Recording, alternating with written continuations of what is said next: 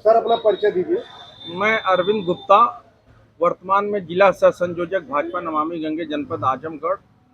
मैं राम मंदिर आंदोलन के दौर का प्रोडक्ट हूँ।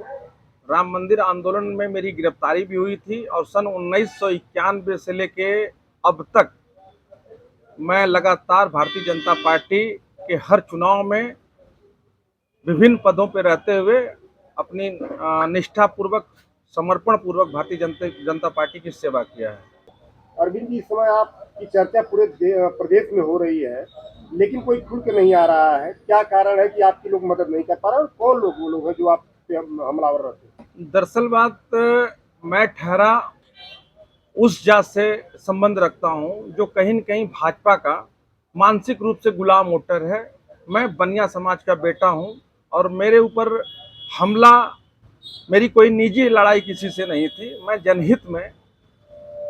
जनहित की लड़ाई लड़ रहा था। मेरे नगर बिलरियागंज में थानाध्यक्ष बिलरियागंज के और संरक्षण पे रेस्टोरेंट के आड़ में देह व्यापार का निर्बाध रूप से खुलेआम धंधा चल रहा था और ये धंधा करने वाले लोग भी कहीं न कहीं एसएचओ बिलरियागंज श्रीमान सुनील दुबे के स्वजाति और कुछ जो मेरे ऊपर हमला करने वाले लोग थे वो उनके दूर के रिश्तेदार थे। मैं, देखिए, अपराध कोई भी करे, अपराध के मामले में जैसा कि हमारे उत्तर प्रदेश के मुख्यमंत्री जीरो टॉलरेंस की नीति पे काम करते हैं, मैं यही उम्मीद करता हूं कि अपराधी चाहे वो किसी भी जाति धर्म से हो, अपराधियों के साथ समान रूप से कानूनी प्रक्रिया के तहत कार्रवाई होनी चाहिए। चाहे वो दबंग हिंदू हो, चाहे वो दबंग मुस्लिम हो, चाहे दबंग यादव हो, इससे मतलब नहीं है।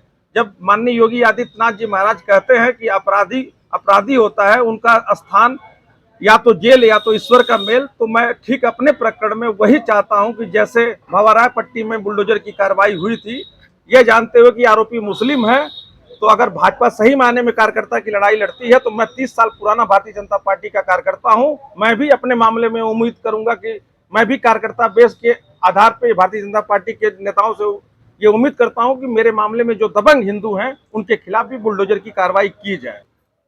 देखिए, ये विषय थोड़ा सा सेंसिटिव है, मैं इस विषय पे अभी खुल के नहीं बोल पाऊंगा क्योंकि मैं कहीं न कहीं भारतीय जनता पार्टी का पदाधिकारी हूं। लेकिन मेरा अपना मानना है कि अगर अपराध कोई व्यक्ति विशेष करता है तो अपराधी की सजा व्यक्ति विशेष को मिलनी चाहिए, उसके परिवार को नहीं मिलनी चाहिए। यानी भावापुर वाली घटना पे प्रशासन ने जो किया वो गलत कर दिया है। जहां मैंने अभी बताया ना कि अगर घटना पप्पू यादव करते हैं तो पप्पू यादव को सजा मिलनी चाहिए, ना कि उसके उनके परिवार को मिलनी चाहिए।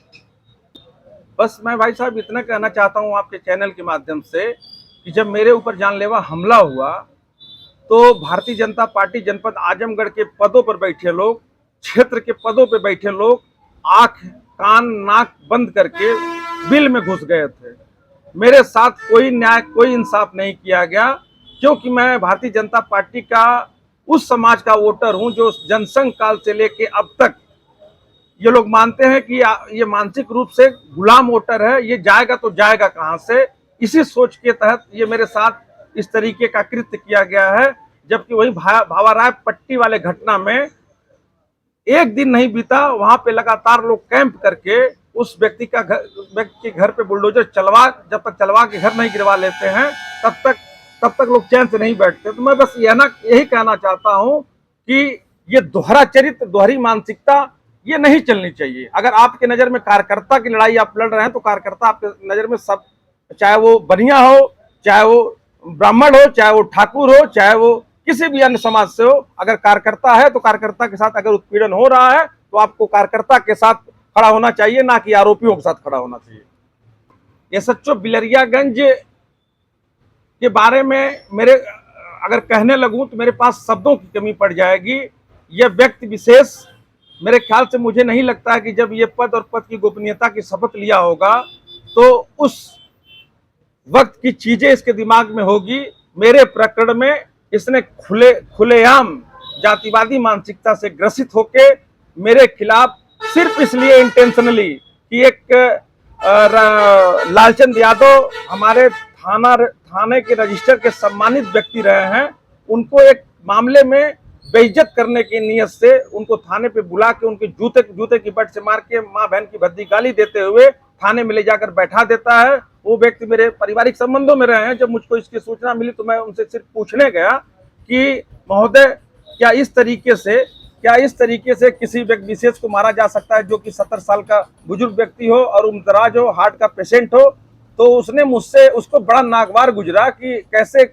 मैं उनसे ये पूछ लिया, मुझसे कहा कि तुम मेरे अधिकारी हो। मैंने कहा मैं अधिकारी तो नहीं, लेकिन भारतीय जनता पार्टी का वरिष्ठ पदाधिकारी होने के नाते मैं क्या, कोई जनरल आदमी भी आपसे पूछ सकता है कि किस मानवाधिकार के सेक्शन के तहत या कौन सी ऐसी संवैधानिक व्यवस्था है कि आप एक बुजुर्ग व्यक्ति जो हार्ट का पेशेंट हो, जो थाने के रजिस्टर का सम्मानित व्यक्ति हो, उसको आप जूते की बट से मारे, वो भी सीसीटीवी कैमरे के सामने। इसी बात को लेके उसने रंजिश रखा। उसके बाद से मेरा थाने पे आना जाना बंद हो गया और मेरे ना जानकारी में उसने 2-3 फर्जी मुकदमे मेरे खिलाफ कायम कर रखे हैं, जो कानून को कहते हैं ना, कानून का दुरुपयोग कर, कानून को अपने बाप की जागीर समझ के, कानून को ताक पे रख के इसने मेरे खिलाफ जातिवादी मानसिकता से जो मेरे मामले में आरोपी है वो इनके स्वजाति हैं और कुछ इनके दूर के रिश्तेदार हैं। उनको बचाने के लिए मुझ पीड़ित पर ही फर्जी 307 फर्जी SC/ST का मुकदमा कायम करता है। मेरे मुकदमे के पेशबंदी में जो मेरा मुकदमा कायम होता है संगीन धाराओं में 307, 308, 452, 324, 325, उस मुकदमे के पेशबंदी में अपने स्वजाति आरोपियों को बचाने के लिए इसने मेरे ही खिलाफ फर्जी SC/ST का मुकदमा कायम करके मेरे खिलाफ ये मुझको मानसिक रूप से पागल करने का काम किया है।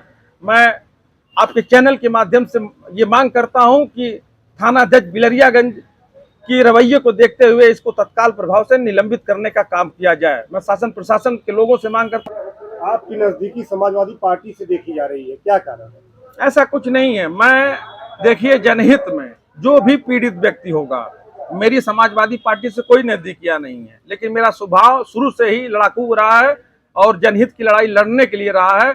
जबकि पूरा जनपद जानता है कि मैं जनहित के मामले में दलगत भावना से ऊपर उठ के काम करता हूं। जहां कहीं भी पूरे जनपद में कोई भी पीड़ित व्यक्ति मिलेगा, मैं उसके साथ दलगत भावना से ऊपर उठ के उसके साथ लड़ाई लड़ने का काम करूंगा। इन्हीं बातों के साथ आपके चैनल के माध्यम से मैं सबको सादर प्रणाम निवेदित करते हुए संविधान के रचयिता परम पूज्य बोधिसत्व बाबा साहब भीमराव अंबेडकर जी के चरणों में श्रद्धा सुमन अर्पित करता हूं। जय संविधान, जय भीम, जय हिंद, जय भारत।